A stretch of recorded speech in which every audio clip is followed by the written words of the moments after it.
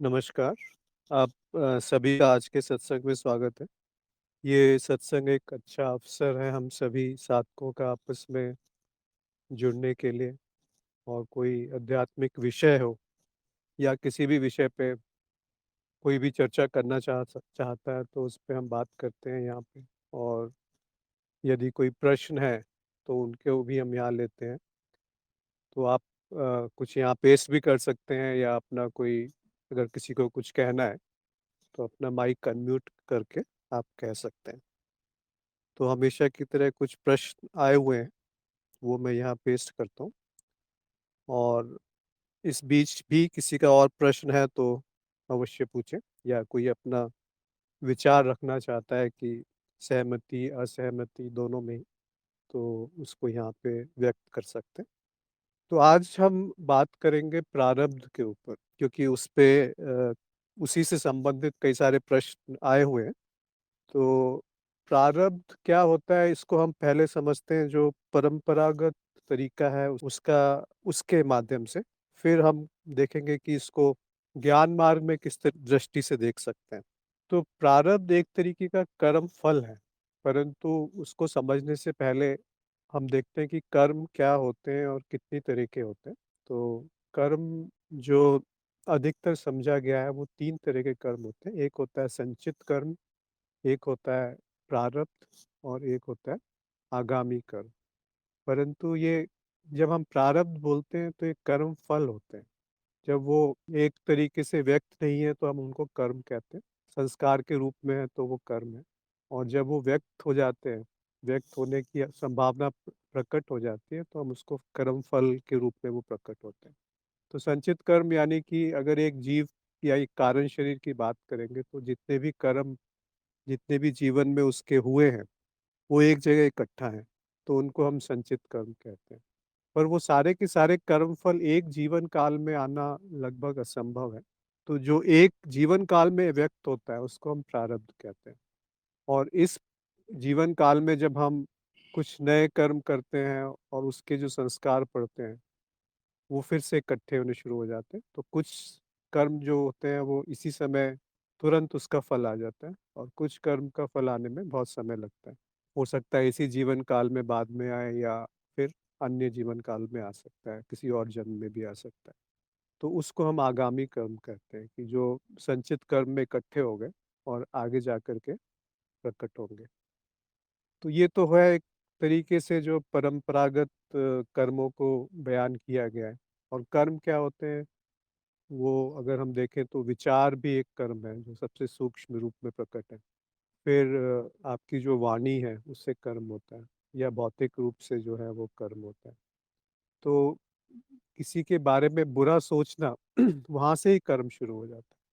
तो किसी की प्रवृत्ति होती है कि एक तरीके से वो, एक तरीके का रुझान होता है कि मैं यही करना चाहता हूँ, तो उस पे एक दबाव होता है उसको, जो कि विचार आने से पहले भी होता है। तो वो एक तरह की इच्छा, सबसे सूक्ष्म अगर हम जाएँगे तो वो इच्छा के रूप में प्रकट होता है। फिर उसी पे व्यक्ति आगे उसको या तो प्रकट करता है, या उस पे मनन करता है, सोच विचार करता है, या बिना सोचे समझे उस पे कार्य करने लगता है। तो इस जीवन काल में जो हमें भोगना है, तो वो भी 3 तरह की चीज़ें लिखी हैं, कि आपका जन्म और आपकी आयु, और इस जीवन में जो भोग आएँगे, उसको प्रारब्ध कहा गया। ये तो है परंपरागत जो तरीका है कर्म और कर्मफल और प्रारब्ध को बयान करने का। परंतु जब हम ज्ञान मार्ग में आते हैं तो थोड़ा-सा भिन्नता आ जाती है, कि कोई भी कर्म मेरा नहीं है, क्योंकि पहले मैं होना चाहिए, फिर कर्म आता है। तो जब मैं की मिथ्या दिखेगी, तो कर्म भी मिथ्या रूप में ही प्रकट हो जाएगा, वो दोहरी मिथ्या हो गई। तो अब हम प्रश्नों पे आते हैं, और इस बीच किसी को कुछ कहना है इस बारे में तो अवश्य पूछें या व्यक्त करें। तो अंकेश ने कहा था कि क्या कोई इच्छा अपनी हो सकती है, मतलब मेरी हो सकती है, या सभी इच्छाएं समाज से ली गई हैं? अपनी इच्छा क्या होती है, इसका कोई उदाहरण दें। तो अपनी इच्छा मतलब मेरी इच्छा आप कह रहे हैं, तो मेरी इच्छा तो अगर आप अपने आप को ब्राह्मण मानते हैं या अनुभवकर्ता मानते हैं, तो कोई इच्छा मेरी नहीं है। और उस स्तर पे सभी इच्छाएँ मेरी हैं, क्योंकि मैं ही अस्तित्व हूँ या मैं ही ब्राह्मण हूँ या मैं ही अनुभव करता हूँ। तो दोनों बातें सही हैं कि या तो सभी इच्छा मेरी हैं या कोई भी इच्छा मेरी नहीं है। और अगर आपने मैं को अपने जीव मान लिया, शरीर मान लिया, मन मान लिया, बुद्धि मान लिया, तो फिर गड़बड़ है। फिर तो जो उस कारण शरीर में अंकित संस्कार हैं, उससे जो उत्पन्न हो रहा है, वो सारी इच्छाएँ आपकी हैं। पर उसमें पहले आपको अपने आप को शरीर या जीव मानना पड़ेगा, तब ये सत्य है। और जब जैसे ही ये मान लिया तो कर्ता भाव आ जाता है, अहम आ जाता है और उसके अनुसार आप या तो सुख के पीछे भागते हैं या जो चीज़, परिस्थिति, व्यक्ति सुख नहीं देती, उससे दूर भागते हैं। तो वो प्रवृत्ति, निवृत्ति और जो सुख देता है, उससे राग उत्पन्न हो जाता है, आसक्ति हो जाती है और जो दुःख देता है, उससे द्वेष होने लगता है और मतलब उससे आप दूर भागना चाहते हैं, छुटकारा पाना चाहते हैं। तो इस तरीके से हम देखें, अगर मैंने अपने आप को क्या माना है, उस पे निर्भर करता है कि मेरी इच्छा कौन-सी है और कौन-सी नहीं है। अब हम एक व्यावहारिक रूप से देखते हैं, जब कोई व्यक्ति इस संसार में चल रहा है, तो वो अपने आप को शरीर या मन मान के सारे कर्म करता है। तो एक तो है कि जो पुराने प्रारब्ध हैं, वो प्रकट हो रहे हैं, फल प्रकट हो रहे हैं उनके। और दूसरा है कि जो वो कर्म कर रहा है, कर्ता भाव में और चेतना के अभाव से, तो वो कर्म फिर से संस्कार बनाते हैं। हर बार एक छोटी से छोटी चीज़ भी एक संस्कार बनेगी और वो संस्कार फिर प्रकट होंगे। वो किस तरीके से प्रकट होते हैं कि आप इस संसार को सत्य मान करके इसमें और उलझ जाते हैं। वो आपको अपनी तरफ खींचने लगता है। इसीलिए इसको संसार को जो कहा गया है कि वो खींच लेता है, डुबो देता है, भंवर की तरह है, जिसमें कि फँसते जाते हैं हम लोग। तो अब किस कर्म का क्या फल आएगा और ये कौन से कर्म कब किए थे जिसका अभी ये फल रूप आ रहा है, वो जानना लगभग असंभव सा ही है, क्योंकि आप अलग-अलग बीज होते हैं, तो उनमें से कुछ बीज जो हैं, वो हो सकता है 2-3 महीने में ही उसका फल निकल आए और कुछ बीज ऐसे होते हैं जो कुछ सालों बाद फल देते हैं और कुछ बीज ऐसे होते हैं जो बहुत सारे सालों बाद फल देते हैं या कई जीवन काल के बाद उनका प्रभाव आता है। अब जैसे आग है, बहुत सरल सा उदाहरण है, अगर आप आग को छुएँगे तो उसी समय उसका फल मिल जाएगा। परंतु आपने किसी को बुरा शब्द कहा और किसी का अपमान किया, जहाँ पे आवश्यकता नहीं थी, जहाँ बिल्कुल भी ज़रूरत नहीं थी, तो उसके मन पे जो प्रभाव पड़ेगा, वो मन का जो उसका प्रभाव है, वो कहीं न कहीं आपको आगे जाकर के आपके सामने प्रकट होगा। तो वो भी एक फल है। तो वहाँ पर वो संस्कार के रूप में अंकित है और कहीं न कहीं किसी न किसी समय पे वो प्रकट हो जाएगा। तो क्या इसका मतलब इससे निकला कैसे जाए? कोई तरीका है जो कि इस इतने बड़े बहुत ही विकट स्थिति लगती है कि पता नहीं कितने सारे कर्म इकट्ठे हैं, कितने जन्मों के, उनसे मुक्ति कैसे पाई जाए? गुरुजी ने बहुत बार उदाहरण दिया है, शायद गौतम बुद्ध ने कहा था कि एक पहाड़ है और उस पे कोई एक पंख लगता है, तो जितनी धूल उड़ती है, वो एक जीवन काल में आपके कर्म जो हैं वो प्रकट हुए हैं। तो ये तो संभव नहीं है कि आप अच्छे कर्म करेंगे तो उन अच्छे कर्मों के फल को भोगने के लिए आना पड़ेगा। आप बुरे कर्म करेंगे तो उन बुरे कर्मों के फल को भोगने के लिए आना पड़ेगा। तो इसका जो उपाय बहुत सरल है कि मैं करता हूँ ही नहीं। एक ये तरीके से आप जान सकते हैं, जो कि मतलब अ, विच जो सही भी है। ऐसा नहीं है कि हम केवल मानने के लिए इस बात को मान रहे हैं, क्योंकि अगर आप ढूँढने जाएँगे तो कोई कर्ता मिलेगा नहीं। जो भी कर्ता मिलेगा वो मिथ्या रूप में ही दिखेगा, क्योंकि हर एक जो अभिव्यक्ति है उसके पीछे अनेकों कारण हैं, अनेकों मतलब अनगिनत कारण हैं।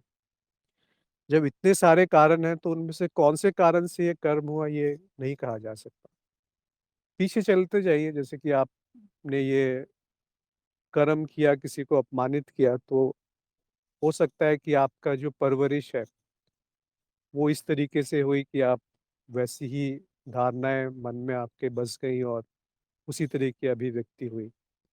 या ऐसा भी हो सकता है कि पुरानी कुछ इच्छाएँ हैं जो अतृप्त रहीं, या ऐसा भी हो सकता है कि किसी और ने आपका अपमान पहले किया हो, या ऐसा भी हो सकता है कि वो वाक़ई व्यक्ति ने बहुत बड़ी गलती की है तब आपने उसका अपमान किया। या ऐसा भी हो सकता है कि बहुत सारे कारण हैं, मतलब एक-एक करके आप गिनते जाएँगे कि वो व्यक्ति ही आपके सामने क्यों आया, फिर आपने उसी तरीके से प्रतिक्रिया क्यों की। तो ये असंभव ही है मानव बुद्धि के द्वारा जानना कि एक जो घटना हुई उसके पीछे कौन-सा एक कारण आप उसको कहेंगे कि इस कारण से ये घटना हुई। तो जब कारण नहीं है, तो हम कह सकते हैं कि या तो सभी कारण हैं एक घटना को घटने के लिए या कोई कारण नहीं है।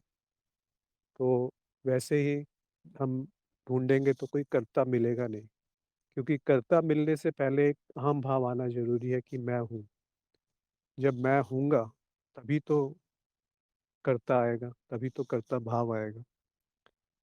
तो इस तरह से समझें कि या तो क्या कोई इच्छा मेरी हो सकती है? अगर आप अपने आप को शरीर या जीव मानेंगे तो जो भी इच्छाएँ आप इस मनुष्य शरीर से प्रकट हो रही हैं, वो सभी आपकी होंगी। परंतु अगर आप अपने आप को शरीर और मन नहीं मानेंगे, तो कोई भी इच्छा आपकी नहीं है। और जब हम देखते हैं कि सीमा भी कोई नहीं है, विभाजन भी कहीं नहीं है स्मृति में, तो सभी इच्छाएँ आपकी हैं। अपनी इच्छा क्या होती है इसका कोई उदाहरण दें? मे मेरी इच्छा वही होती है जो मेरे दिमाग में प्रकट हुई है। अब ये सब कहना निरर्थक है ज्ञान मार्ग में कि मेरी इच्छा, मेरा दिमाग और प्रकट होना, तीनों ही मिथ्या हैं। पर अगर आप उदाहरण माँगना चाहते हैं तो अभी आप सत्संग में हैं या कुछ खाना खाते हैं या कुछ खाना चाह रहे हैं, कोई घूमने जाना चाह रहे हैं, ये मेरी इच्छा होगी। और ये इच्छाएँ कहाँ से आई? 2 तरीके से आ सकती है। समाज आप पे थोप देता है कि आप जहाँ पैदा हुए, जिन दोस्तों के साथ रहे। तो किसी दोस्त ने कहा कि मैं वहाँ घूमने गया था और बहुत अच्छी जगह थी। तो आपके यहाँ आपके मन में भी इच्छा प्रकट हो गई कि हाँ, हाँ, मुझे भी वहाँ जाना है, देखना चाहिए। तो 2 तरीके से इच्छाएँ प्रकट होती हैं, कुछ देखकर या सुनकर। ज़्यादातर इन 2 इंद्रियों के माध्यम से इच्छाएँ जन्म लेती हैं।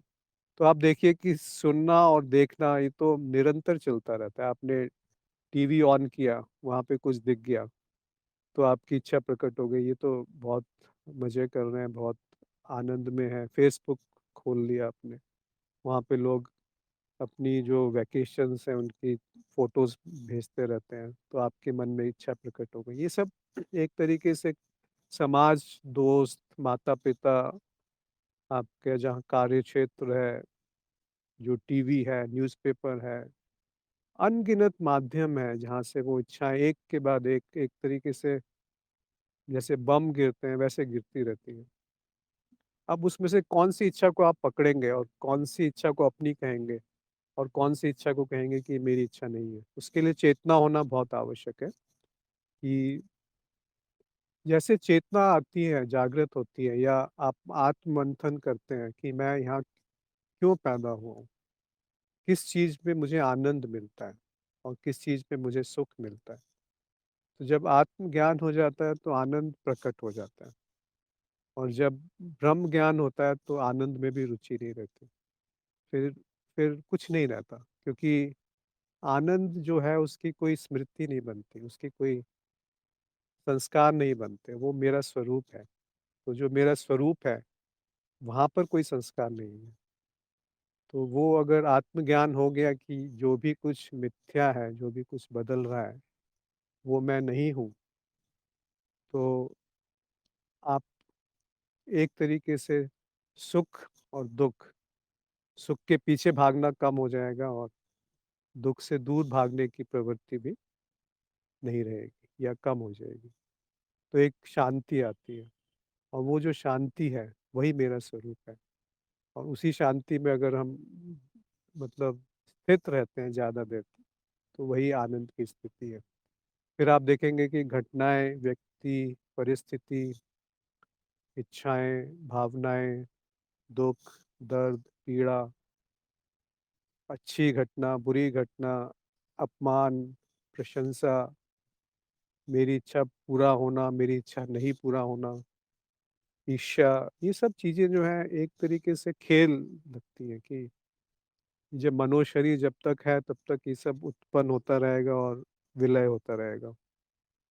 जैसे कि सागर में बुलबुलें हैं, वो बनते हैं और डूब जाते हैं। कितनी देर एक ज़िंदगी होती है बुलबुले की। वैसे ही ये जो विचार हैं, इच्छाएँ हैं, संस्कार हैं, ये बन रहे हैं, बिगड़ रहे हैं, टूट रहे हैं, कुछ पूरे हो जाते हैं, कुछ पूरे नहीं हो जाते। इसमें से किसको आप अपना कहेंगे? कैसे कह देंगे कि ये विचार मेरा है? क्या कोई कहता है ये बारिश मेरी है? क्या कोई कहता है ये सूरज मेरा है, धरती मेरी है? तो अगर सूरज, धरती नहीं होती, पानी नहीं होता तो जीवन संभव था। तो जब जीवन ही संभव नहीं था, तो इच्छा कैसे मेरी हो गई? सपना मेरा कैसे हो गया? जैसे कल गुरुजी शायद बता रहे थे, ये तो मूर्खता है कहना कि सपना मेरा है। आपने बनाया क्या सपना? वैसे ही इच्छाएँ क्या आपने बनाई? नहीं बनाई। विचार आपने बनाए। आप जानते हैं कि 5 मिनट बाद कौन-सा विचार आएगा। तो विचारों के बीच में जो स्थिति होती है, वहाँ पर भी तो आप हैं। अवस्थाओं में एक पिरोने वाला जो धागा होता है, सूत्र होता है, वो हैं आप। तो कोई अवस्था आप नहीं है। जय ने एक टिप्पणी भेजी है कि स्वयं की इच्छा, कभी मरूँ नहीं, सदा जीता रहूँ, सदा सुखी रहूँ, आनंद में रहूँ, सब कुछ जान लूँ, अज्ञान ना रहे, सभी इच्छाओं का मूल यही इच्छाएँ हैं। हाँ, इसमें थोड़ा सत्य है कि कभी मरूँ नहीं। आपने जान लिया कि मैं ही अस्तित्व हूँ, तो जीवन-मरण समाप्त हो गया, सदा जीता रहूँ। जीवन ही एक तरीके का अनुभवों की श्रृंखला है, कोई व्यक्ति नहीं है। तो जो जीता है और जो मरता है, वो तो व्यक्ति ही है। और सदा सुखी रहूँ, ये हाँ, शुरू में अच्छा लगता है कि सुख के पीछे सदा सुखी रहूँ, ये इच्छा हो सकता है अध्यात्म में ले आए। पर उससे ज़्यादा प्रबल इच्छा होती है कि दुःख से दूर भाग कैसे हटा हुआ जाए। वो इच्छा आपको ज़्यादातर अध्यात्म में लाती है और अध्यात्म में आने के बाद ही अपने स्वरूप के प्रति जानकारी या कुछ आभास पहली बार आँखें खुलती हैं कि अच्छा ऐसी भी कोई संभावना है। या आप किसी को देखते हैं जो गुरु हैं, महापुरुष हैं। वैसा ही मैं अपना अनुभव बताऊँ तो मेरे साथ भी ऐसा ही हुआ था। एक मेरे जानकार थे, वो यूके में डॉक्टर थे, वहाँ से उन्होंने छोड़ के उत्तरकाशी में आ गए और वहाँ जा कर के वो काफ़ी तपस्या और भक्त थे, हनुमान जी के भक्त थे, बहुत प्रबल भक्त थे।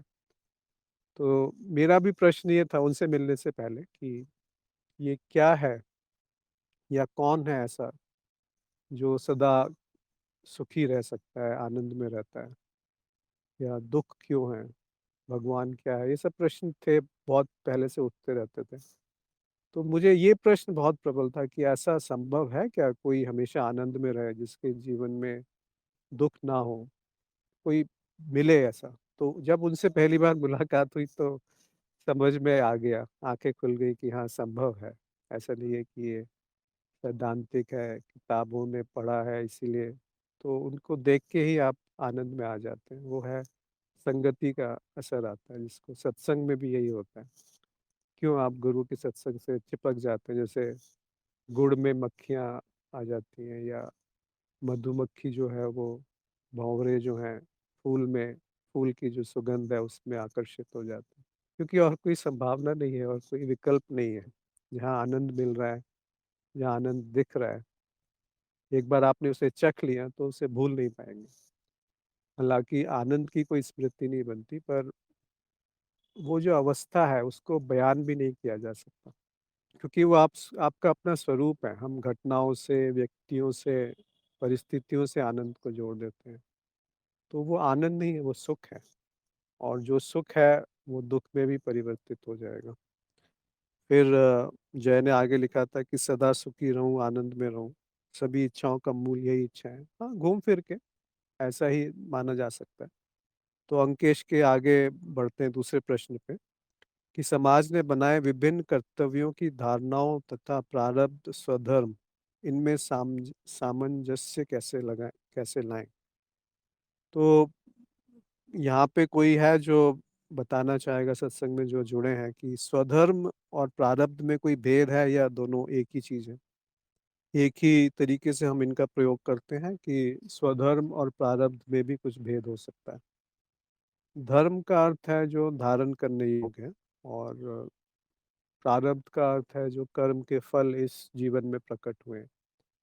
तो जैसा हमने बात किया कि प्रारब्ध परंपरागत तरीके से कुछ और उसका अर्थ होता है, परंतु ज्ञान मार्ग पे इसका अर्थ थोड़ा भिन्न है। वैसे ही स्वधर्म है। तो मैं थोड़ी देर इंतजार करता हूँ, शायद कुछ लोग लिख रहे हैं कि स्वधर्म क्या है और प्रारब्ध क्या है, और दोनों में क्या भेद हो सकता है। संक्षेप में लिखिए या तो स्वधर्म।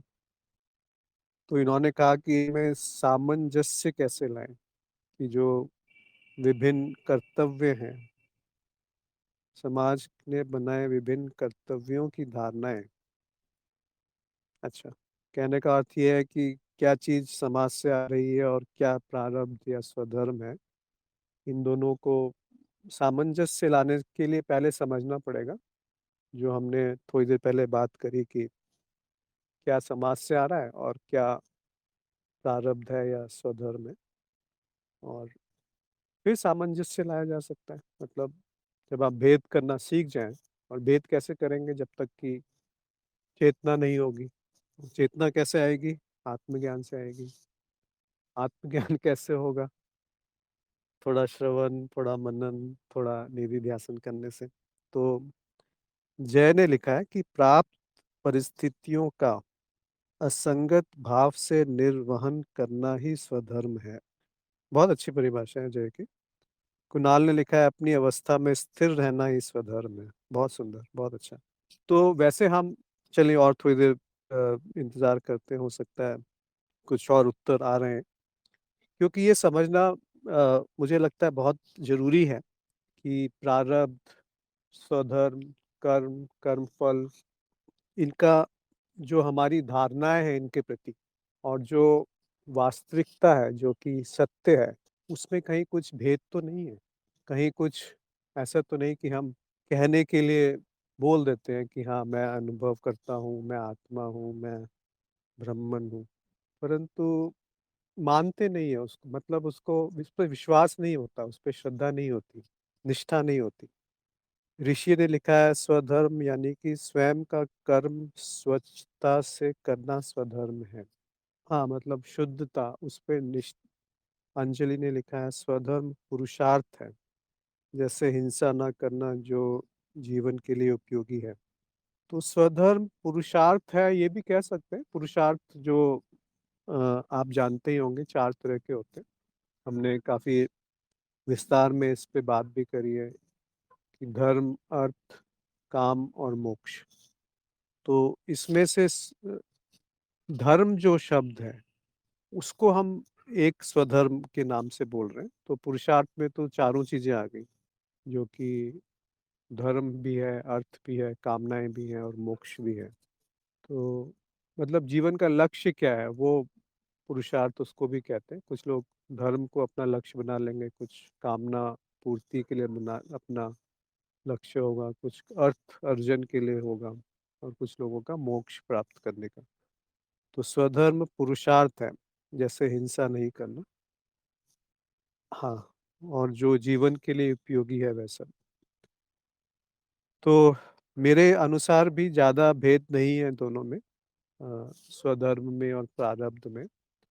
परंतु अगर आप भेद जानना भी चाहें तो उसका एक ही एक मनन करने से ये निकल सकता है कि जो कर्म पुराने थे, उनके जो फल हैं, जो भोगने हैं, वो प्रारब्ध है और जो इस जीवन में प्रकट है, उसको हम प्रारब्ध कहते हैं और स्वधर्म मतलब जो मेरी अंदर से इच्छा उत्पन्न होती है, अंदर से जो एक तरह की तड़प आती है, ये अगर ये किया नहीं, तो संतुष्टि नहीं मिलती, उसको हम स्वधर्म कह सकते हैं। जैसे कि हल्दर ने भी कुछ लिखा है कि स्वधर्म सबके लिए अलग हो सकता है मान्यता के अनुसार, किंतु जीव का एक ही स्वधर्म है अपने मूल को जानना। प्रारब्ध का मतलब जो पहले से निर्मित है, जैसे शरीर का प्रारब्ध है, मरण इत्यादि। हाँ जी, ये तकनीकी भेद है दोनों में, जो हल्दर ने कहा कि स्वधर्म अ, सबके लिए अलग हो सकता है। तो स्वधर्म अगर हम बारीकी से जाँचेंगे तो स्वधर्म एक ही है, अलग-अलग अभिव्यक्तियाँ होती हैं उसकी। उसको हम निचले स्तर पे कहते हैं कि जो आपकी जो सबसे प्रबल इच्छा है, जिसको आप अगर प्रकट नहीं करेंगे, जो पूर्ति नहीं हुई, तो एक बेचैनी, एक तड़प, एक अंदर से कुछ अच्छा नहीं लगता और वो उसमें लिप्त हैं, उसमें आप पूरी तरीके से डूबे हुए हैं और वो आनंद की स्थिति में हैं, तो उसको हम स्वधर्म कहते हैं। पर और बारीकी में ढूँढने जाएँगे तो जो ऊपर की स्तर है, स्वधर्म का अर्थ एक ही हो सकता है कि अपने स्वरूप में स्थिति और कोई स्वधर्म है नहीं मनुष्य जीवन का। आप धीरे-धीरे करके मतलब एक सीढ़ी है, आपको कल्पना कीजिए कि पहले पहले फ्लोर पे जाना है, फर्स्ट फ्लोर पे जाना है, तो बीच में सीढ़ी है। तो सीढ़ी घर नहीं है, सीढ़ी में आप बैठ कर के सारे काम नहीं कर सकते, वही आपका लक्ष्य नहीं है। तो चाहे आप पुरुषार्थ कहें, चाहे आप स्वधर्म कहें, चाहे आप प्रारब्ध कहें, लक्ष्य कहें या जीवन का क्या चाहते हैं, मंशा क्या है, तो वो सब आपका मान के चलिए उदाहरण के तौर पे कि पहले फ्लोर पे जाना है और वो है अपने स्वरूप को जानना, क्योंकि उसके बाद कुछ रहेगा नहीं, उसके बाद एक लीला मात्र हो जाएगी, चाहे कर्म है, चाहे नहीं है, चाहे आपकी इच्छा अनुसार सारे काम हो रहे हैं, चाहे नहीं हो रहे हैं। दोनों परिस्थितियों में आपका आनंद में कमी नहीं आएगी। आपका जो आनंद है, क्योंकि वो स्वरूप है, उसमें उसमें निष्ठा और आस्था होने से एक बार उसका स्वाद चख लेने से फिर आपको समझ में आ जाता है कि भई ये अलग है, ये सुख में और इसमें क्या भेद है, शांति की अवस्था क्या होती है। तो वही स्वधर्म है और वही सबका प्रारब्ध है अगर एक प्रारब्ध ढूँढने जाएँ। परंतु अगर वो समझ में नहीं आता, तो उसके निचले स्तर पे हम बोलते हैं जो सबसे प्रबल इच्छा है, उसको पूरा कीजिए, तो एक शांति का अनुभव होगा। जो आपके शौक हैं, उनको भी पूरा कीजिए। कई लोगों को संगीत है, ऐसे ऐसी इच्छा है जिसमें किसी की हानि ना हो। किसी ने लिखा था अहिंसा, तो अहिंसा परमो धर्म, वो भी कहा गया है। तो हानि नहीं होनी चाहिए, ऐसी इच्छाएँ जिसमें कोई लत नहीं लगे, कोई व्यसन ना हो और ऐसी छोटी-छोटी इच्छाएँ तो कितनी हमारी हज़ारों इच्छाएँ पूरी हुई हैं। तो उस पे थोड़ा मनन कीजिए, गौर कीजिए कि इच्छा पूरी कहाँ पे होती है। जब वो समझ में आ जाएगा, तो इच्छाओं के पीछे भागना जो है वो बंद हो जाएगा। क्योंकि इच्छा पूरी वहीं से होती है जहाँ पे इच्छा उत्पन्न होती है। तो जिसमें बहुत सारी इच्छाएँ हैं, तो वो बहुत ज़्यादा अभागा है। मतलब क्योंकि जितनी ज़्यादा इच्छाएँ उतने ज़्यादा आपको साधन चाहिए पूरा करने के लिए और जितनी ज़्यादा इच्छाएँ इसका अर्थ है कि वो पूरी नहीं हुई संभावना बढ़ जाएगी। तो वो एक असंतुष्टि, अतृप्ति, एक तरीके से मतलब अच्छा नहीं रहेगा, आपको जीवन में कुछ भी करने में मज़ा नहीं आएगा क्योंकि आप एक छोटी-सी चीज़ पूरी होगी तो वो उसके साथ-साथ 10 इच्छाएँ और उत्पन्न हो जाती हैं। तो कोई अंत नहीं है, तो इच्छाओं का अभाव है, तो वही आनंद है, इच्छा पूर्ति में आनंद नहीं है। और दूसरी चीज़ जो इच्छा जहाँ से उत्पन्न हुई है, वहीं पे वो पूरी हो चुकी है, उसी क्षण पूरी हो चुकी है क्योंकि समयहीनता है। जब समयहीनता है तो वो पूरी हो चुकी है, अब कब उसकी अभिव्यक्ति होगी ये कहा नहीं जा सकता, पर अगर इच्छा उत्पन्न हुई, तो वो पूरी भी हो गई है, क्योंकि वो पूरी की पूरी सृष्टि की इच्छा वही है। पूरी अगर मैं ही ब्राह्मण हूँ, तो कोई इच्छा उत्पन्न हुई, तो वो किसकी इच्छा हुई? वो ब्राह्मण की इच्छा हुई। तो अगर ब्राह्मण की इच्छा उत्पन्न हुई है, तो वो पूरी भी होगी। फिर जय ने लिखा है कि प्रारब्ध से परिस्थितियां बनती हैं और उन पर उचित कर्म या प्रतिक्रिया करना स्वधर्म है। हम्म, थोड़ा सा भिन्न हो सकता है इसमें कि प्रारब्ध से परिस्थितियां बनती हैं, ये तो ठीक है, और उन पर उचित कर्म या प्रतिक्रिया करना, तो इसमें वही चीज है कि जब प्रतिक्रिया करने वाला भी कोई नहीं है, और कर्म जो है वो मेरे नहीं है, तो ये जानने के बाद सब खेल है। फिर प्रतिक्रिया कैसी भी हो, वैसे तो ये कहना ठीक नहीं है कि कैसी भी प्रतिक्रिया हो, पर ज्ञानी के लिए इसीलिए कोई नियम लागू नहीं होते हैं। ज्ञानी का कोई प्रारब्ध भी नहीं होता। क्यों नहीं होता? क्योंकि सारी संभावनाएं प्रकट हो सकती हैं। इसको अब ये तो हमने परंपरागत रूप से इच्छा को, प्रारब्ध को, कर्म को, कर्मफल को, स्वधर्म को समझा, पर इसको बिल्कुल सरल तरीके से अगर समझें तो एक और रूप से इसको देखते हैं कि सब भूल जाइए, संचित कर्म, प्रारब्ध, आगामी कर्म सब छोड़ दीजिए। केवल एक चीज देखिए कि बहुत सारे कर्मों की एक पंक्ति बनी हुई है, क्यू बनी हुई है, जिसमें एक के बाद एक के बाद एक आपके प्रकट हो रही है इच्छाएं, और या तो पूरी हो रही है, या समाप्त हो रही है, या टल रही है, या दबाई जा रही है, या नई उत्पन्न हो रही है इच्छाएं। तो जो नई इच्छाएं उत्पन्न होंगी वो पीछे, अगर क्यू बहुत लंबी है तो सबसे पीछे जाके वो खड़ी हो जाएगी। तो कुछ इच्छाएं होती है जो कि अभी पूरी हो जाती है, परंतु जो मोटी मोटी इच्छाएं होती हैं वो लंबी कतार में लग जाती है। अब आपने जैसे ही ये जान लिया कि ज्ञान मार्ग में आकर के, या अपने मनन से, श्रवण से, या किसी से सुन के, और आपको वो निष्ठा हो गई कि कोई भी इच्छा मेरी नहीं है, तो पीछे वाली जो इच्छा पंक्ति में खड़ी थी वो हट जाती है वहां से। तो इसका लक्षण क्या है कि आत्मज्ञान हो गया और मेरी निष्ठा हो गई ब्रह्म ज्ञान में, और प्रारब्ध समाप्त हो गए, और कौन सा प्रारब्ध है कौन सा नहीं है, उसका लक्षण यही है कि जो भी इच्छा उत्पन्न होगी वो तुरंत पूरी होने लगेगी। पहली चीज, इच्छाएं उत्पन्न होना बहुत कम हो जाएंगी। दूसरी चीज, अगर इच्छा उत्पन्न हो गई, तो उसका जो प्रकट है उसमें देरी नहीं होती है, बल्कि यहाँ तक होता है कि इच्छा बाद में उत्पन्न होती है, आपके सामने वो परिस्थिति पहले आ जाती है कि अच्छा, ये मेरी इच्छा कभी रही थी। इस तरीके से भी कई बार होता है। जैसे किसी को प्यास लगी है, तो उसके मन में आए कि पानी पीना है, उसके सामने कोई पानी लेके आ जाए, मतलब एक ये उदाहरण के तौर पे मैंने बताया। तो इसका लक्षण क्या है कि प्रारब्ध खत्म हो गए हैं आपके, या कर्म जो है वो ढलने लग गए हैं। वो यही है कि एक, कि आनंद की स्थिति निरंतर बनी रहती है। दूसरा, चेतना बनी रहती है। तीसरा, आपकी इच्छाएं आते ही, उत्पन्न होते ही उसके साधन उपलब्ध हो जाते हैं।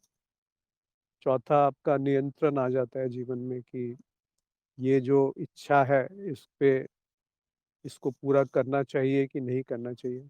ऐसा नहीं कि बुरी इच्छाएं नहीं पैदा होंगी अगर चेतना जागृत है, पर चेतना जागृत होने के बाद नियंत्रण भी आ जाता है। उसी को स्वतंत्रता कहते हैं। स्वतंत्रता ये नहीं है कि जो इच्छा आई वो मैंने पूरी करनी शुरू कर दी, ये स्वतंत्रता नहीं है, ये मुक्ति नहीं है। फिर तो उसका डूबना निश्चित है, क्योंकि इच्छाएं तो सब तरह की आती हैं, अच्छी बुरी, सही गलत। तो हर एक इच्छा पे आपको कार्य नहीं करना है। तो चेतना जब जागृत होती है, तो पूरी तरह से नियंत्रण में आ जाता है जीवन। कि जैसे गुरु जी ने ही एक उदाहरण दिया था कि कोई पिक्चर आने वाली है, तो उसके पोस्टर को देख के आप अंदाजा लगा सकते हैं कि वो पिक्चर में क्या होने वाला है।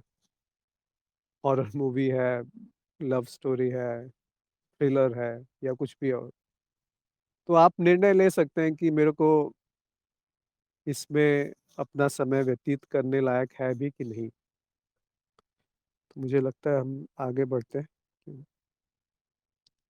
अगला प्रश्न था तो इन्होंने दूसरा प्रश्न था कि इसमें समाज से जो इच्छाएँ आई हैं और जो स्वधर्म है, इनमें सामंजस्य कैसे लाएँ? तो उसका सरल सा उत्तर है कि अज्ञान समाप्त कीजिए, कोई इच्छा आपकी नहीं है और सामंजस्य पहले से ही है। फिर स्वधर्म प्रारब्ध अगर वर्तमान समाज के विपरीत हो जाए, तो क्या उसे चेतना से नष्ट करें या स्वधर्म को जिएँ? देखिए, स्वधर्म को ही जिए, पर ना कोई जीने वाला है, ना कोई स्वधर्म है, ना कोई पराधर्म है। तो अगर वो समझ नहीं है, तो स्वधर्म को ही जिए, जो सबसे प्रबल इच्छा है, उसको अवश्य पूरा करें। फिर आप देखेंगे कि जो प्रबल इच्छाएँ हैं, वो खत्म हो गई हैं। फिर आप क्या करेंगे? तब आपकी पूर्ण तरह मुक्ति है उस क्षण, क्योंकि जो बचा हुआ जीवन है, उसको आप कैसे व्यतीत करेंगे? क्योंकि सब निरर्थक सा लगने लगता है, ऐसी भी स्थिति आ सकती है कि क्या करें? सब कुछ मिथ्या है। तो परंतु ये अर्थ नहीं होता अध्यात्म का। अध्यात्म का और जो शांति का अर्थ होता है, वो विश्रांति का जो अर्थ है या आनंद का जो अर्थ है, वो उसमें बहुत सारी गतिविधियाँ चलती रहती हैं। ऐसा नहीं कि जो ज्ञानी है वो बिल्कुल आँख बंद करके हमेशा ध्यान में बैठा रहेगा, उसको ज्ञानी नहीं कहते। ज्ञानी का अर्थ है कि ये जो लीला है, ये तो चलती रहेगी, खेल जो है ये चलता रहेगा। और उस खेल का प्रभाव मुझ पे नहीं पड़ता, क्योंकि मैं खेल का हिस्सा नहीं हूँ, मैं खेल का दर्शक हूँ। तो अंदर बेशक जो 11 खिलाड़ी, 22 खिलाड़ी हैं, फुटबॉल का मैच चल रहा है, तो वो आपस में भाग-दौड़ कर रहे हैं और आपस में टकराते भी हैं। कोई दुखी हो रहा है, कोई उल्लास कर रहा है, हँस रहा है। परंतु आप विचलित नहीं होते, आप आराम से उसको देखते रहते हैं। वैसे ही एक दर्शक, एक दृष्टा की तरह से आप जीवन की गतिविधियों को देख पाएँगे। ऋषि ने एक प्रश्न पूछा था, मुझे लगता है ये हमने यहाँ पे पहले से बात कर ली कि हमारा प्रारब्ध शुरू हो गया है। किसका प्रारब्ध शुरू हो गया है? कोई व्यक्ति नहीं है जिसका प्रारब्ध शुरू होगा। ये कैसे जान सकते हैं? चेतना जागृत हो गई तो जान सकते हैं कि कोई भी कर्म मेरा नहीं है।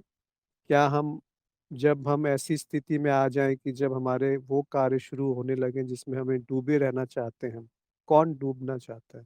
अर्थात जिसकी गहराई में जाने के बाद समय भी छोटा लगने लगे। ये अच्छा है, बहुत सही है, ये एक आपका कहना सही है कि ये एक तरीके से सीढ़ी है, परंतु उस सीढ़ी पे ही नहीं बैठना है, जिसमें आप जो आपकी हॉबीज़ हैं, शौक हैं, जिसमें आप डूबते हैं और समय रुक जाता है। जैसे कोई गाना गाना बहुत अच्छा लगता है।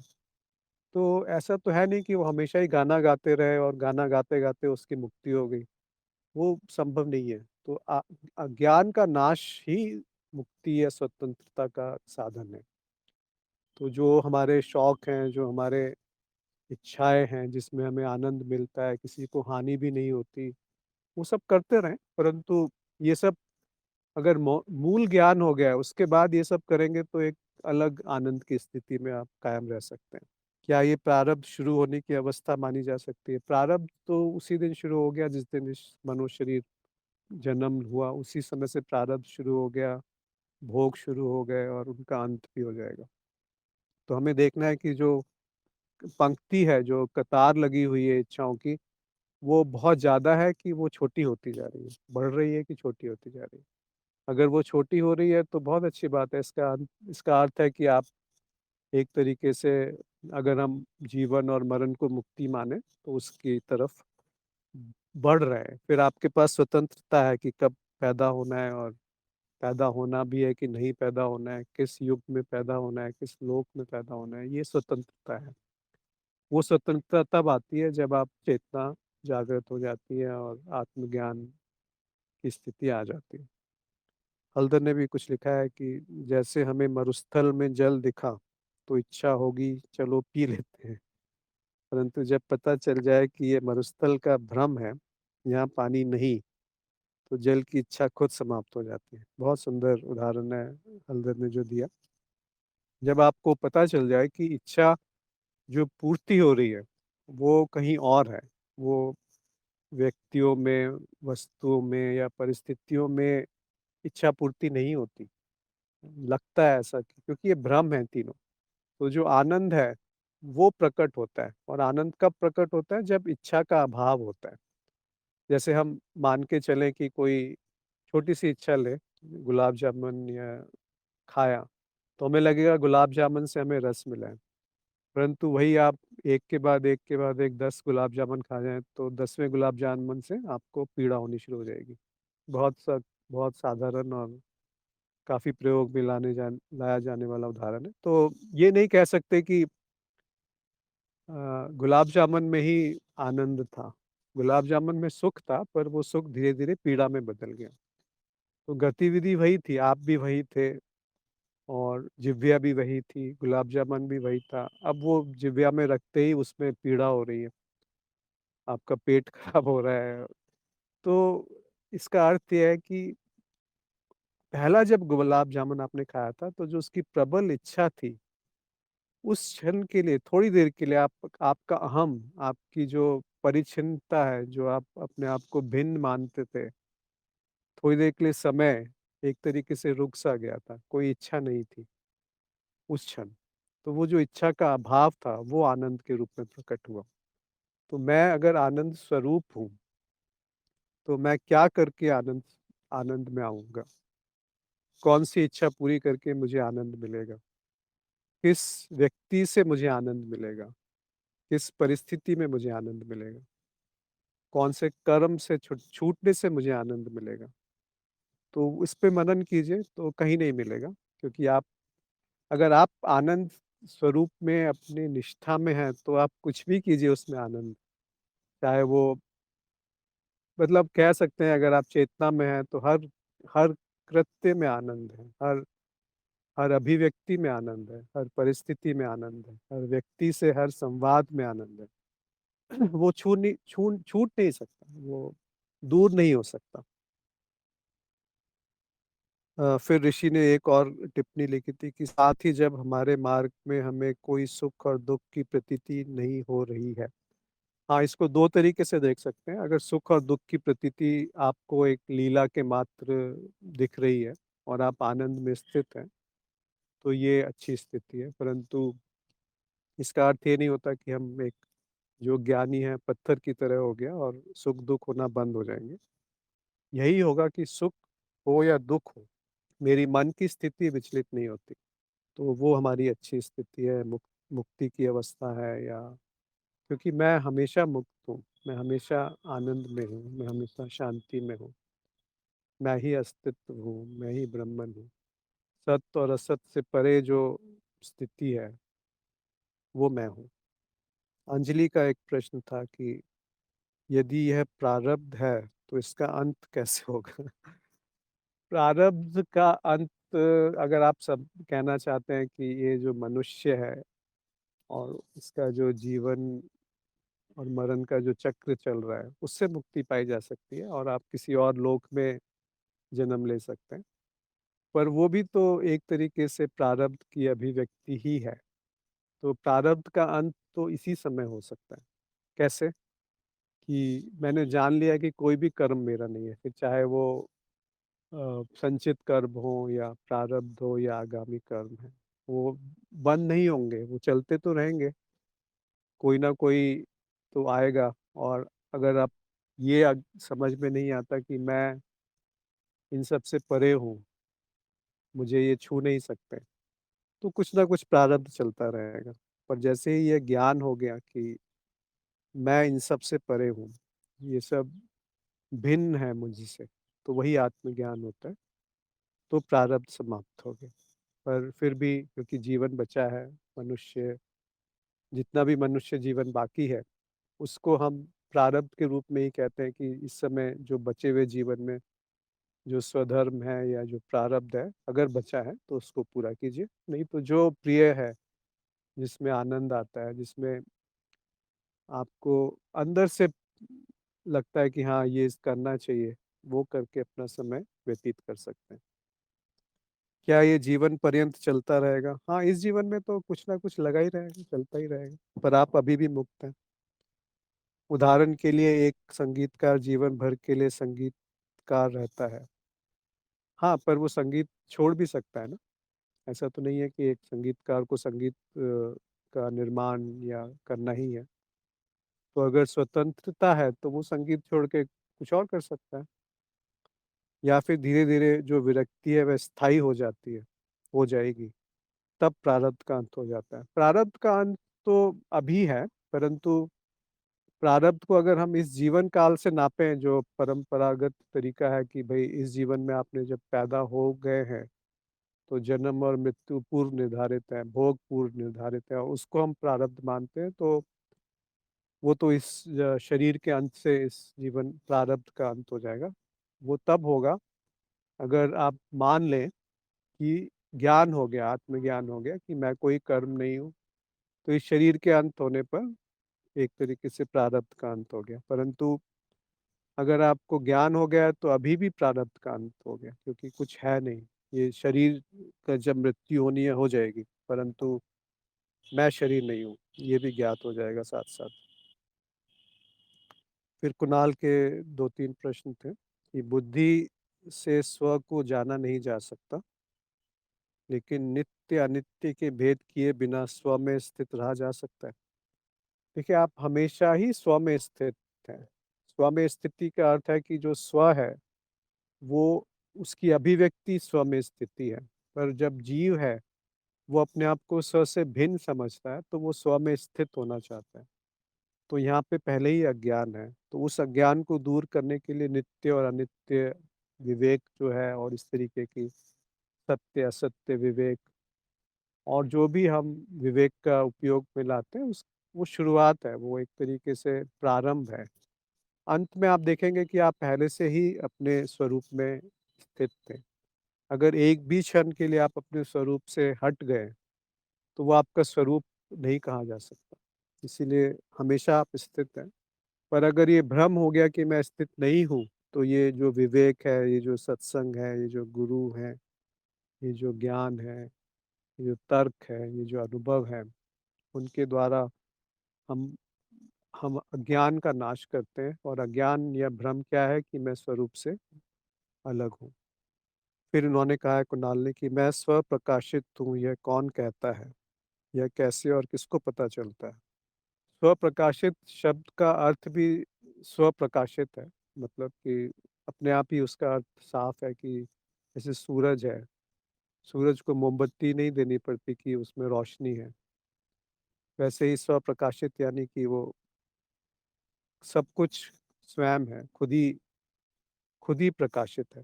उसमें कौन, कैसे, क्या प्रक्रिया है, क्यों है, वो सब कहना बुद्धि के द्वारा नहीं जाना जा सकता। फिर कुणाल ने कहा था कि मैं स्वप्रकाशित हूँ कहकर अगर ब्राह्मण को व्यक्त किया जाए, तो क्या यह व्यक्त करना भी माया नहीं हो गया? जैसे ही प्रकट है कुछ, व्यक्त का अर्थ है जो प्रकट हो गया, तो जो प्रकट हो गया वो तो माया है। हम वैसे उसको सगुण ब्राह्मण भी कहते हैं, परंतु माया ही है, और माया का अर्थ होता है जो है ही नहीं। तो हम सीधे, आपका जो प्रश्न है उसका जो तात्पर्य यही आ रहा है कि सीधे अद्वैत तक पहुंचना बहुत मुश्किल होता है। मतलब किसी को बोलो कि माया है ही नहीं, ये है अद्वैत, केवल अनुभव क्रिया है, केवल समाधि है, केवल अद्वैत है, दो नहीं है, तो वो समझ में नहीं आएगा कि माया है ही नहीं क्यों कहा गया। तो हम उसको समझाते हैं 2-3 तरीके से कि नहीं, दो हैं, एक जो बदल रहा है, एक जो बदल नहीं रहा, अनुभव और अनुभवकर्ता। फिर समझ में अगर वो भी नहीं आया, तो फिर नीचे आते हैं कि माया है। फिर और नीचे आ जाते हैं, कहते हैं कि विश्वचित्त है, गुरु क्षेत्र है, फिर कारण शरीर है, फिर अच्छे कर्म करने हैं, बुरे कर्म करने हैं, प्रारब्ध समाप्त करना है, फिर मनोशरीर, अहम, फिर ये भौतिक जगत। तो अलग-अलग स्तर से हम बात कर सकते हैं, अलग-अलग फ्लोर है एक बिल्डिंग के। तो ऊपर वाला जो फ्लोर है सबसे ऊपर का, उससे आप नीचे देख सकते हैं, तो आपको सब दिखेगा। पर जो निचला फ्लोर है उससे ऊपर देखते नहीं है लोग। अगर वो देखना शुरू कर देंगे तो पता चल जाएगा कि अभी भी अद्वैत है, और वही सत्य है, और कुछ सत्य हो ही नहीं सकता।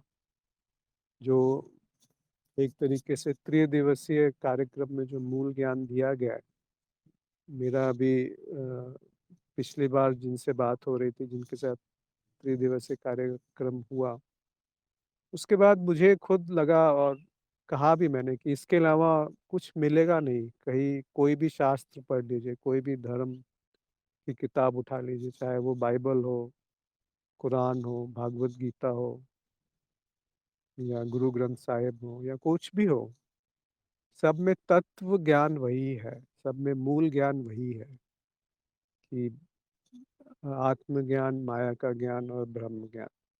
जो टमाटर उपनिषद गुरु जी का है, वो पूर्ण है।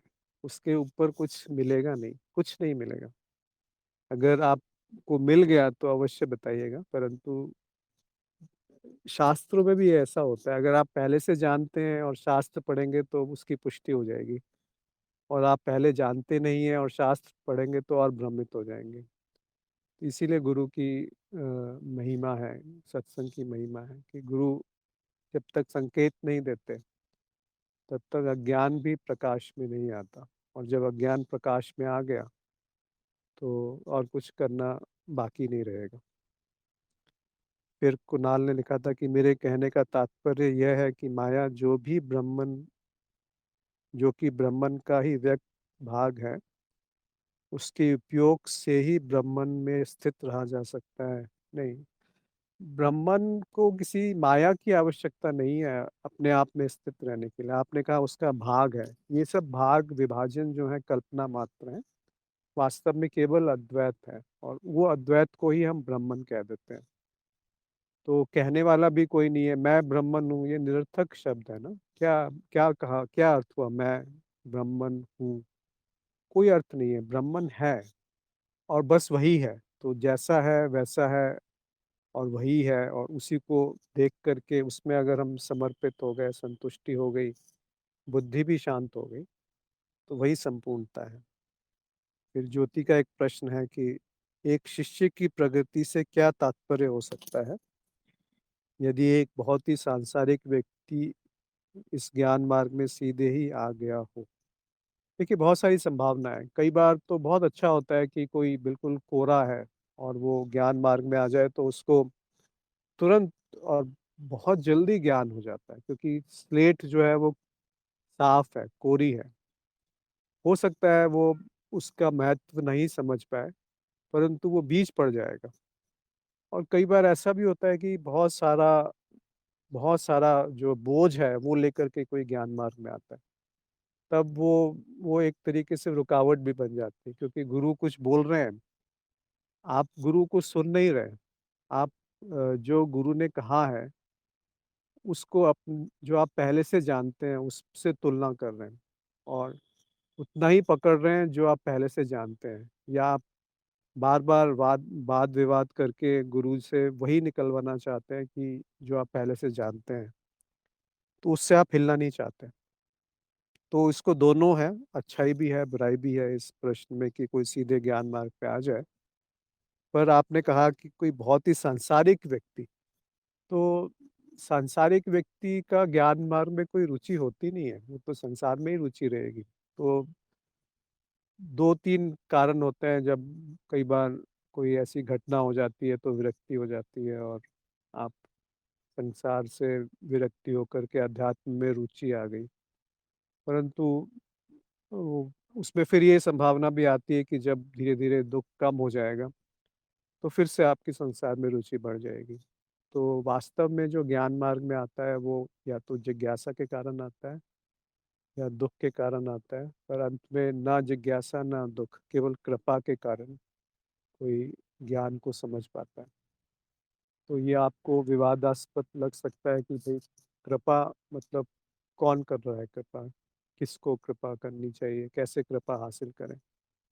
तो कोई अर्थ नहीं है, कुछ इसका उत्तर नहीं मिलेगा, संतोषजनक उत्तर नहीं मिलेगा, क्योंकि कृपा तो बरस रही है, सब जगह कृपा ही कृपा है। हमने केवल अपना पात्र उल्टा पकड़ा हुआ है। तो पात्र सीधा करने का विचार भी कैसे आएगा, वो भी कृपा है। तो उसका कोई उत्तर नहीं मिलेगा। तो यहाँ छोड़ देना चाहिए बुद्धि को। फिर जय ने एक और कुछ टिप्पणी भेजी है कि इच्छा पूर्ति के कारण सुख नहीं होता, मूल में वह इच्छा निवृत्त होने के कारण सुख होता है। जी, आप बिल्कुल सही कह रहे हैं, मैंने भी यही कहा था अभी। जैसे नींद का सुख, सभी प्रकार के विषयों से निवृत्ति हो जाती है।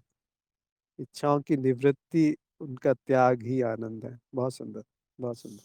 देखिए, इच्छा जहाँ प्रकट होती है, ये मैं फिर से कहना चाहता हूँ, वहीं पे उसकी तृप्ति है।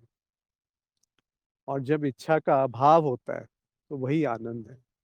इसका अर्थ ये नहीं कि जब इच्छा है तो आनंद नहीं है, परंतु इच्छा के होते हुए भी जब आनंद है, वो स्थिति आप तब समझ पाएंगे जब इच्छा के अभाव में आपने आनंद को देख लिया। इसको उदाहरण से समझिए कि विचार के अभाव में जब आपने देख लिया कि मैं हूँ, तो जब विचार हैं तब भी आप रहेंगे। तो इस पे थोड़ा सा मनन कीजिए कि जो विचारों के अभाव को जानता है, वो विचारों के प्रभाव को और उनकी उपस्थिति को भी प्रकाशित कर रहा है। उसी को स्वप्रकाशित कहते हैं। कि जो सब अभाव को, सुख का अभाव हो या दुख का अभाव हो, इच्छा का अभाव हो, या जो अभाव को भी प्रकाशित करता है, वह सब प्रकाशित है। तो वो प्रकाश को और अंधकार दोनों को प्रकाशित कर रहा है। अब आप देखिए कि कौन है ऐसा। इसमें शास्त्रों की आवश्यकता नहीं है, ज्ञान की आवश्यकता नहीं है, केवल अपने प्रत्यक्ष, अपने अपरोक्ष अनुभव को देखना है। अपरोक्ष अनुभव का अर्थ होता है सीधा, जो सीधा अनुभव है उसको देखना है। तो मुझे लगता है यहाँ पे और किसी का कोई प्रश्न है तो उस पे हम चर्चा करते हैं, या कोई और बात करना चाहता है, नहीं तो किसी को कहना है तो अनम्यूट कह के करके कह भी सकते हैं। बाकी अगर कोई विषय भी बताना चाहे कि हम अगले सत्संग में इस विषय पे बात करना चाहते हैं, तो वो भी किया जा सकता है। या फिर बीच में जो प्रश्न आते हैं वो तो मैं कर ही लेता हूँ कि उनको संक्षेप में उत्तर दे देते हैं। कोई भी उत्तर दे सकता है, केवल सभी लोग साधक गण कोई भी कभी भी उसमें जोड़ या घटा सकते हैं, और उसी के हिसाब से हम लोग चलता ही रहता है कुछ ना कुछ। जैसे आज का मनन भी था, बड़ा सुंदर सा ही था कि वेदों द्वारा मैं ही वैद्य हूँ, मैं ही वेदांत का करता हूँ और वेदों का ज्ञाता भी मैं ही हूँ। कैवल्य उपनिषद में लिखा गया है। तो जो जाना जा रहा है, जो जान रहा है, और जिस प्रक्रिया से जाना जा रहा है, वो सब एक ही है। तो किसी का प्रश्न है तो सही है, नहीं तो हम लोग आज का सत्संग यहाँ पे समाप्त भी कर सकते हैं। और शायद कुछ लोग टाइप कर रहे हैं, थोड़ी देर इंतजार करते हैं। तो ज्ञाता, ज्ञान और ज्ञेय तीनों एक ही है। तीनों में तीन नहीं है। जो जान रहा है, देखिए दो चीजें हैं। जो अपरोक्ष अनुभव की हम बात करते हैं तो दो हैं। जो वाकई में अगर अपरोक्ष अनुभव है तो मैं हूँ, और मैं जानता हूँ कि मैं हूँ। बस ये दो ही अपरोक्ष अनुभव है। इन दोनों के अलावा और कुछ भी आपको ऐसा नहीं मिलेगा जो कि अपरोक्ष अनुभव की श्रेणी में आता है। बाकी सब किसी ना किसी माध्यम से अनुभव होते हैं। वैसे तो अनुभव और अनुभवकर्ता एक ही है, तो वो एक ही, मतलब दो कहना भी उसको एक तरीके से वो झूठ हो जाता है, असत्य हो जाता है। तो एक ही है। और मुझे लगता है और किसी के प्रश्न है नहीं, तो आज हम यहाँ पे सत्संग बंद। अच्छा, जय ने एक टिप्पणी भेजी है कि मुझे सबसे अच्छा उदाहरण लगता है कि बचपन से अभी तक सब कुछ बदल गया पर मैं वही हूँ। यह भाव निसंदेह बना रहता है। परिवर्तन को ज्ञान अपरिवर्त परिवर्तन का ज्ञान अपरिवर्तनीय को होता है, यह सिद्धांत है। हाँ जी, बिल्कुल सही कहा आपने। इसमें कोई संशय नहीं है कि कुछ तो है जो बदल नहीं रहा, और जो बदल नहीं रहा वही परिवर्तन को जान सकता है। तो इस पे मनन कीजिए। और आप सभी का आज के सत्संग में जुड़ने के लिए बहुत बहुत आभार। अच्छा, अंजलि ने एक चीज़ और लिखी है, कृपया अखंड चेतना पे थोड़ा-सा प्रकाश डालिए, ये कैसी स्थिति है? अखंड चेतना का अर्थ होता है कि कोई इसमें खंड नहीं है, कोई विभाजन नहीं है। तो जो चारों अवस्थाएँ हैं, जागृत, स्वप्न, सुषुप्ति और सूक्ष्म, इन सब में अगर चेतना बनी रहे तो हम उसको अखंड चेतना कहते हैं। परंतु ये मेरा सीधा अनुभव नहीं है, मतलब मेरी अखंड चेतना नहीं है। तो गुरुजी से मैंने सुना है, तो वो मैं कह सकता हूँ या आपको उसका लिंक शेयर करूँगा। उसमें उन्होंने बहुत अच्छी तरह से बयान किया है कि अखंड चेतना का अर्थ होता है कि तुरीय जो अवस्था है, जबकि सारी की सब अवस्थाओं में चेतना बनी रहती है। वहाँ पे एक दिक्कत भी हो सकती है कि अगर पूरी तरीके से आपके अंदर स्थिरता नहीं आई है, तो भेद करना मुश्किल हो जाएगा कि ये अभी जागृत है कि सूक्ष्म है या स्वप्न है। तो स्वप्न में कुछ घटना हुई, आप उसको जागृत में समझ लेंगे। परंतु अगर ज्ञान में स्थिति हो गई है, आत्मज्ञान में, और प्राकृतिक रूप से वो चेतना सभी अवस्थाओं में बन गई है, तो उसी को अखंड चेतना कहते हैं। परंतु सबसे प्रमुख है जागृत अवस्था, उसमें अगर चेतना बनी है, तो बाकियों में स्वाभाविक रूप से चेतना बनने लगेगी, चाहे वो स्वप्न हो या सूक्ष्म हो या सुषुप्ति हो। राजीव की एक टिप्पणी आई है कि जानने योग्य कर्ता ज्ञाता, कर्ता ऐसा समझ आता है मानो यह वेदांत मेरी ही पृष्ठभूमि पर रचा गया, कर्ता अद्वैत हुआ। जानने योग्य अर्थात वेदों में मेरी ओर ही इशारा किया गया कि न जाना जाकर भी मैं ही योग्य हूँ। परंतु ज्ञाता से क्या तात्पर्य हुआ? देखिए, ज्ञाता, ज्ञान और ज्ञेय, मतलब जिसको जाना जा रहा है और जो जान रहा है और जो प्रक्रिया है, वो तीनों एक ही है। तो वेदों द्वारा मैं ही वेदांत मुझसे ही बना है, मैंने ही बनाया है, और उसको मैं जान भी खुद ही रहा हूँ। ये एक काव्यात्मक रूप है कहने का कि जिसको जाना जा रहा है और जो जान रहा है, वो दोनों एक ही है, और कोई प्रक्रिया भी यहाँ नहीं है। तो दृष्टा और दृश्य एक ही है। तो ज्ञाता अगर आप भिन्न समझेंगे ज्ञान से या ज्ञेय से, तो भी एक तरीके का भ्रम उत्पन्न है। तो अद्वैत नहीं देखा। और जब अद्वैत देख लिया, तो ये प्रश्न ही छूट जाएगा, और हर परिस्थिति में, हर अनुभव में, हर सर्वदा जो है अद्वैत आपको दिखेगा। वो एक बार दिखना चाहिए, गर्म तवा एक बार आपको छूना है, बार बार छूने की आवश्यकता नहीं है। तो एक बार वो दिख गया, तो फिर बार बार उसको लाने के लिए कोई प्रयास नहीं करना पड़ता, हर परिस्थिति में वो प्रकट रहेगा। तो सबका बहुत बहुत आभार और धन्यवाद। इसी तरीके से आप लोग प्रश्न भेजते रहें, बहुत अच्छे प्रश्न हैं और विचार आते हैं। तो बहुत आभार, धन्यवाद।